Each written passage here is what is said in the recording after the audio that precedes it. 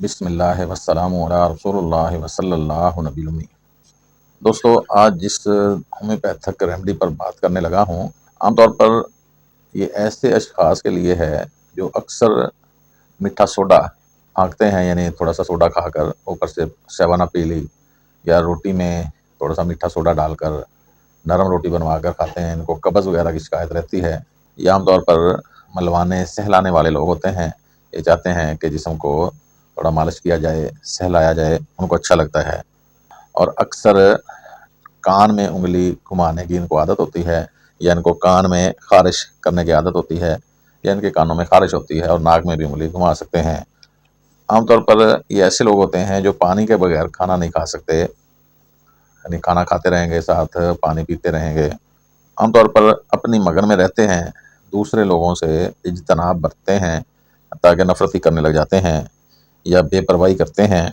اس نائٹریکم کی طرح گھوڑے کے پیشاب کی بدبو والا پیشاب آتا ہے۔ عورتوں میں گاڑھا رسی نما، یعنی جیسے کالی بائی کروم کا تھک تار بن کر گرنے والا لکوریا ہوتا ہے۔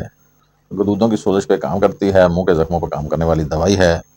معدے کی خرابی عام طور پر اس میں پائی جاتی ہے، اور باجے کی آواز یعنی میوزک کی آواز سے تحریک سی پیدا ہوتی ہے، یعنی کہہ لیں کہ اس میں ولولہ سا آتا ہے جیسے ہی کسی باجے کی آواز سنتا ہے یا میوزک کی آواز سنتا ہے۔ رنگ ورموں کی بڑی اچھی دوائی ہے، دائرے نما خارش، یعنی روپیہ نما، دائرے نما، رنگ ورم جلدی امراض پر بہت اعلیٰ کام کرتی ہے۔ گرمی دانوں کے لیے بھی اچھی دوائی ہے، جیسے بیلاڈونا ایپس عام طور پر لوگوں کو بتایا جاتا ہے کہ یہ زیادہ ہے، اور اس طرح یہ دوائی بھی گرمی دانوں پر کام کرنے والی ہے۔ اس لیے یہ گرمی برداشت نہیں کرتے، اس کے مریض دھوپ برداشت نہیں کرتے۔ کچھ ڈاکٹر حضرات تو کہتے ہیں کہ یہ ایسی دوائی ہے کہ آپ گرمیوں میں اس کو کھائیں تو اس کو لگے گا کہ میں ایئر کنڈیشن میں رہ رہا ہوں۔ حالانکہ یہ تھوڑے بڑھا چڑھا کر بیان کی جانے والی بات ہوتی ہے۔ بہرکیف یہ گرمی کو آپ کے یعنی سہنے کے قابل بنا دیتی ہے۔ جن کو بہت زیادہ گرمی لگتی ہے ان کے لیے بہت اچھی چیز ہے۔ روشنی سے عام طور پر نفرت کرتا ہے۔ ریشہ دار رطوبتوں کا اخراج، ناک سے اگر رطوبت گرے گی وہ بھی ریشہ سا بنے گا، یعنی تار سی بھی بنتی ہے، لیس دار ہوتا ہے ایسے لکوریا، یا کان سے اگر کوئی پی وغیرہ نکلے تو وہ بھی تھک اور یعنی اس میں ریشے سے بنتے ہیں، دھاگے سے یعنی گرتے ہوئے بنیں گے، جیسے کہ کالی بائی کروم میں ہوتا ہے۔ یہ بانجھ پن کی بڑی اچھی دوائی ہے، اور بانجھ پن بھی ایسا کہ جیسے ہی فراغت ہوتی ہے، مرد جیسے ہی انزال ہوتا ہے تو فیمیل اکثر شکایت کرتی ہے کہ ان کا سیمن، ان کا پانی اندر نہیں ٹھہرتا۔ جیسے ہی پینس باہر آتا ہے تو ساتھ ہی وجینا سے سارا پانی باہر نکل جاتا ہے۔ یہ اس کی خاص علامت ہے بانجھ پن کے حوالے سے۔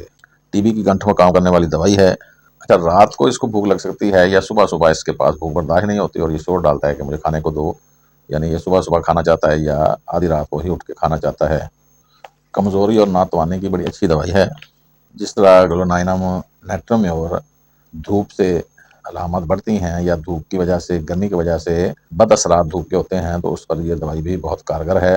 کھلی ہوا میں خود کو اچھا محسوس کرتا ہے، ٹھنڈی جگہ میں خود کو اچھا محسوس کرتا ہے۔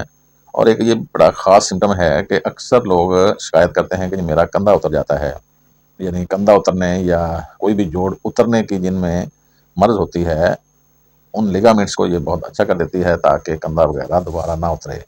تعلق اس کا سیپیا سے ہے، نیٹرم سلف سے ہے، اور میں نیٹرم کارپ بات کر رہا تھا۔ والسلام۔